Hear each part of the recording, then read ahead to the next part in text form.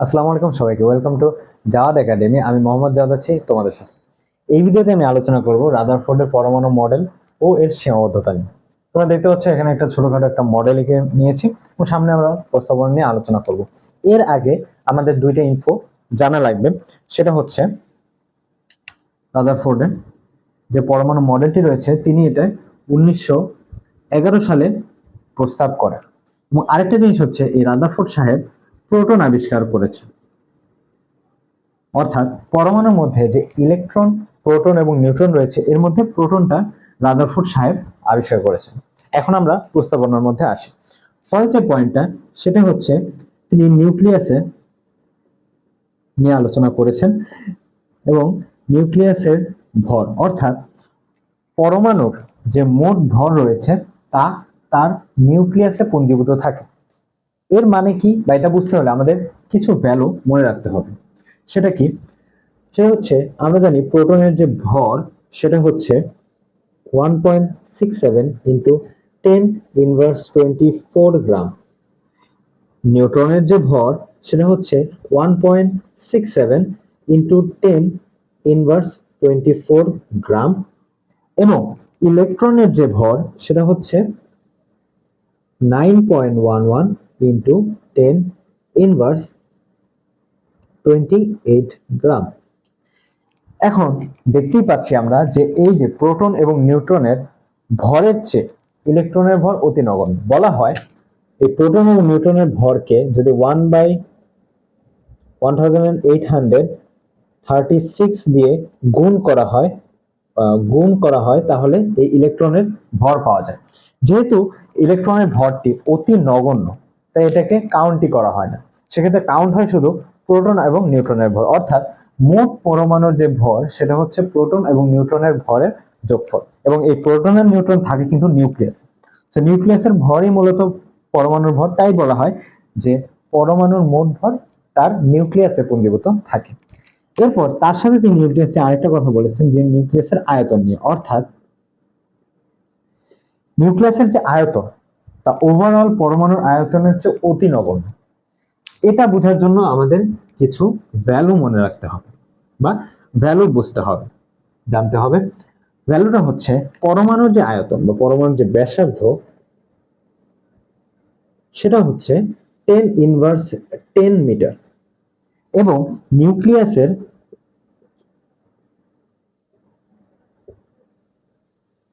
যে ব্যাসার্ধ সেটা হচ্ছে 10^15 মিটার।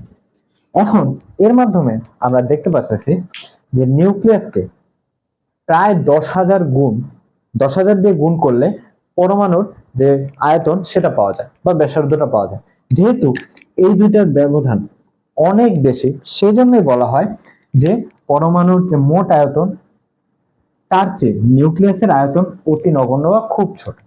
এটা তিনি তার প্রথম পয়েন্টে বলেছেন। সেকেন্ড যে পয়েন্টটি রয়েছে সেখানে তিনি বলেছেন ফাঁকা। কি ফাঁকা? এখানে বলা হয় যে পরমাণুর বেশিরভাগ স্থানই ফাঁকা। এটাও আমরা খুব ইজিলি এই ভিজুয়ালের মাধ্যমে বুঝতে পারি যে আমরা জানি নিউক্লিয়াসের ভেতর থাকে প্রোটন এবং নিউট্রন, বাইরে থাকে ইলেকট্রন, এবং এই যে ইলেকট্রন এর বাদে পরমাণুর প্রায় পুরো অংশই কিন্তু ফাঁকা। নিউক্লিয়াস এবং ইলেকট্রন বাদে দেখতে পাচ্ছি, ভিজুয়ালি আমরা দেখতে পাচ্ছি যে পরমাণুর বেশিরভাগ স্থানই কিন্তু ফাঁকা। এটাই তিনি তার প্রস্তাবনার সেকেন্ড পয়েন্টে বলেছেন। এটা খুবই ইজি, আমরা ভিজুয়ালি বুঝতে পারছি। তারপর যে থার্ড যে পয়েন্ট সেটা খুব গুরুত্বপূর্ণ।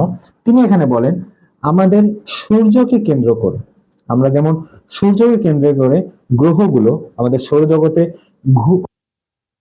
ঠিক সেম ভাবে নিউক্লিয়াসকে কেন্দ্র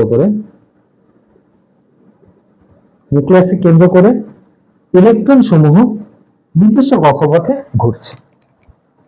তো আমরা এটা জানি যে আমাদের সৌরজগতে আমরা সূর্যকে কেন্দ্র করে যে গ্রহগুলো রয়েছে সেগুলো ঘুরতে থাকে, এবং এখানে আমরা দেখতে পাচ্ছি যে নিউক্লিয়াসকে কেন্দ্র করে ইলেকট্রনগুলো ঘুরছে।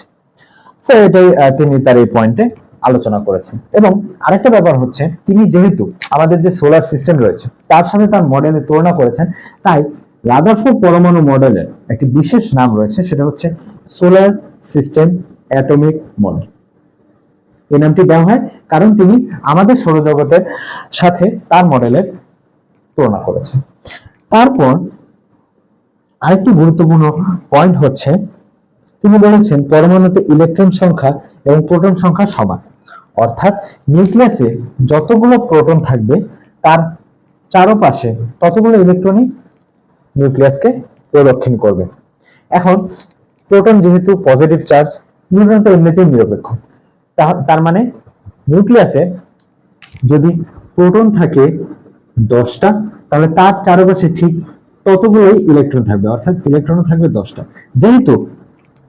যেহেতু তার মতানুসারে কোনো পার্থক্য হয় না বা কোনো পজিটিভ বা নেগেটিভ চার্জের কোনো তারতম্য হয় না, কোনটা বেড়ে যায় বা কমে যায় না, যেহেতু সমান থাকে সেক্ষেত্রে একটি প্লাস মাইনাস একটাকে ইকুয়াল করে দেয় বা ইকুয়ালাইজ করে দেয়, নিউট্রালাইজ করে দেয়। তাই তার মতে পরমাণু ওভারঅল চার্জ নিরপেক্ষ।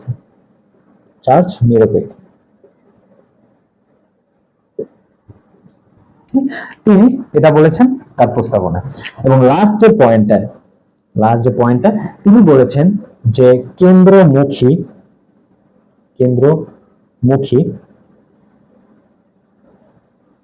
ইকুয়ালস টু কেন্দ্র বিমুখী।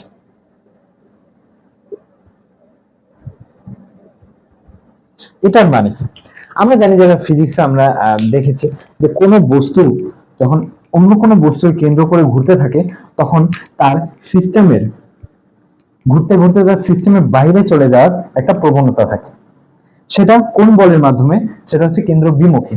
এবং আমরা জানি প্রোটন যেহেতু পজিটিভ, ইলেকট্রন নেগেটিভ পজিটিভের প্রতি আকৃষ্ট হয়। এই আকর্ষণ যে বলের কারণে হয় সেটা হচ্ছে কেন্দ্রমুখী বল।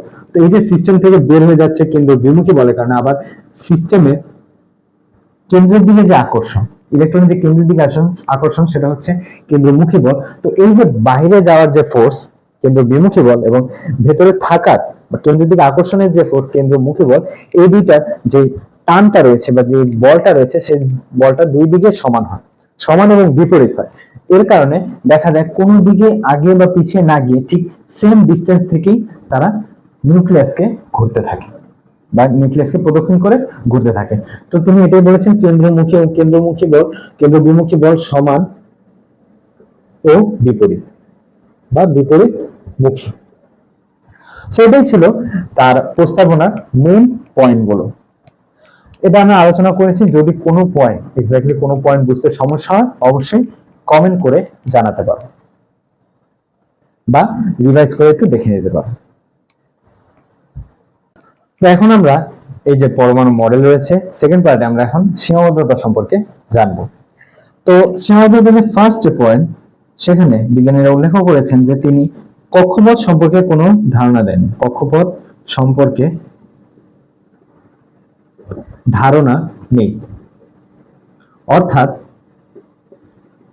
ইলেকট্রনগুলো নিউক্লিয়াসকে কেন্দ্র করে কোন আকারের কক্ষপথে ঘুরবে, অর্থাৎ এটা কি গোলাকার আকৃতির কক্ষপথ হবে নাকি ডিম্বাকার আকৃতির কক্ষপথ হবে নাকি পেয়ালাকৃতির কক্ষপথ হবে, মানে কক্ষপথের আকার আকৃতিটা কি সেটা তিনি তার মডেলে উল্লেখ করেনি বা ব্যাখ্যা করেনি। সেকেন্ড যে পয়েন্টটা সেটা হচ্ছে বর্ণালী সম্পর্কে তিনি ধারণা দেননি।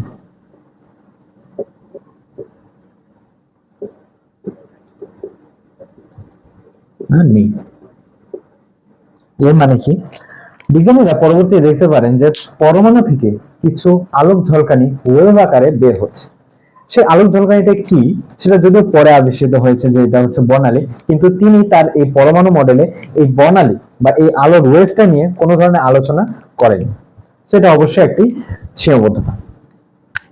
থার্ড যে পয়েন্ট সেটা হচ্ছে বহু ইলেকট্রন সম্পর্কে ধারণা দেননি।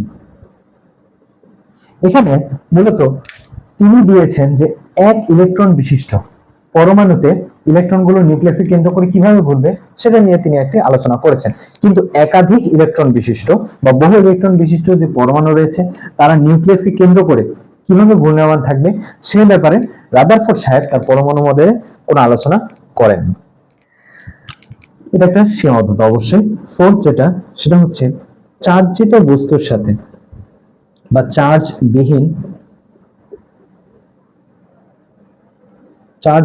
বস্তুর সাথে চার্জিত বস্তুর তুলনা।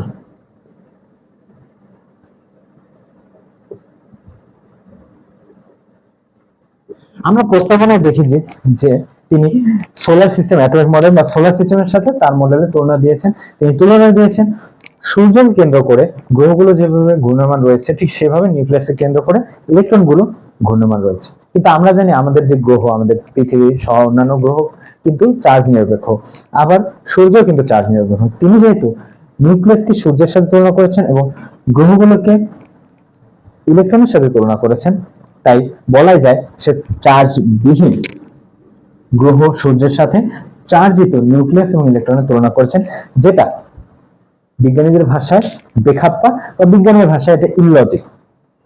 তো এটা অবশ্যই একটি সীমাবদ্ধতা রাদারফোর্ড পরমাণু মডেলে।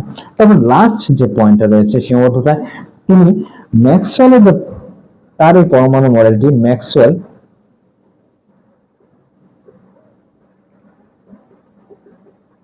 ম্যাক্সওয়েলের তত্ত্বের সাথে সাংঘর্ষিক।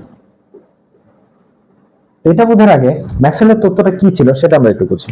তিনি বলেছেন যে কখনো কোনো বস্তু যখন আরেকটি বস্তুকে কেন্দ্র করে ঘুরতে থাকে, তখন সেটা আস্তে আস্তে টায়ার্ড হতে থাকে। টায়ার্ড হতে হতে একসময় তার কেন্দ্রে পতিত হয়।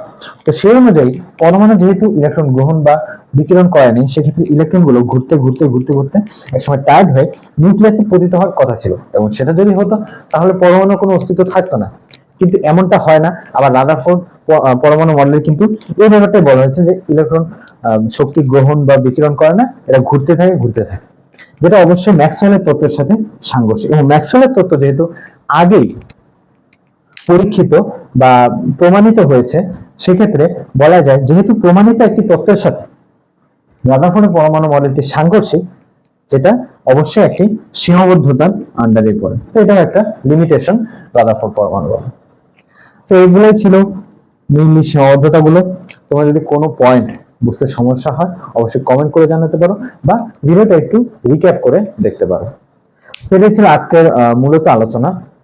তোমরা চাইলে যুক্ত হয়ে যেতে পারো আমাদের ফেসবুক গ্রুপে। সেখানে আমি বিভিন্ন ধরনের কুইজ দিয়ে থাকি, বিভিন্ন ধরনের এমসিকিউ সিকিউ কোয়েশ্চেন, যেটার মাধ্যমে তোমরা নিজেদের ঝালিয়ে নিতে পারো। সেগুলো এইচএসসি স্ট্যান্ডার্ড হয়, কিছু অ্যাডমিশন স্ট্যান্ডার্ডও কিন্তু হয়। তো তোমরা কি ভিডিও চাও সামনে, সে টপিক নিয়ে তোমরা কমেন্টে জানাতে পারো। আমি সেই টপিক নিয়ে ভিডিও দেওয়ার চেষ্টা করবো। তো হোপফুলি তোমরা আজকে পড়াটা বুঝেছো। ইনশাআল্লাহ দেখা হবে অন্য কোনো সময় অন্য কোনো ভিডিওতে। সবাই তো ভালো থাকবে, সুস্থ থাকবে। আল্লাহ হাফেজ।